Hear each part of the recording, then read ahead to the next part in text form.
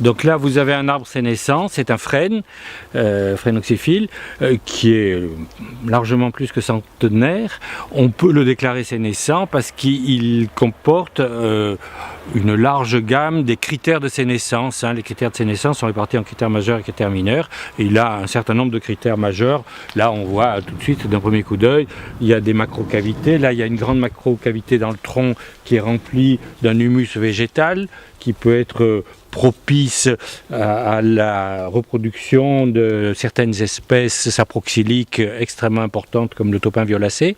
Les gens qui travaillent sur Natura 2000 sont venus fouiller, ils n'en ont pas trouvé, mais ça ne veut pas dire qu'on n'en trouvera pas. La forêt se situe dans le massif de la Sainte-Baume, qui est un massif exceptionnel et reconnu comme tel. Un parc naturel régional vient juste de s'y créer.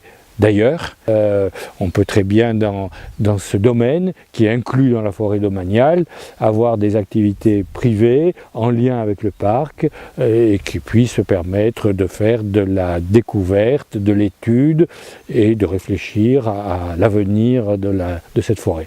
On sait que la forêt ici, notamment dans le Var, sur la Sainte-Baume, partout dans le Var et à bien d'autres endroits encore, est essentiellement une forêt privée. On dit des chiffres comme ça pour donner des ordres de grandeur, mais disons que 70% de la forêt est privée. Sachant que, en plus, ces propriétés privées, à part quelques exceptions, sont des très petits domaines, des parcelles, mais parfois des micro-parcelles, et parfois des propriétaires qui ne savent même pas qu'ils sont propriétaires forestiers. Donc il y a là des confettis qu'il faudrait pouvoir gérer globalement. Une des solutions, on l'espère dans tous les cas, c'est justement d'avoir des plans de gestion.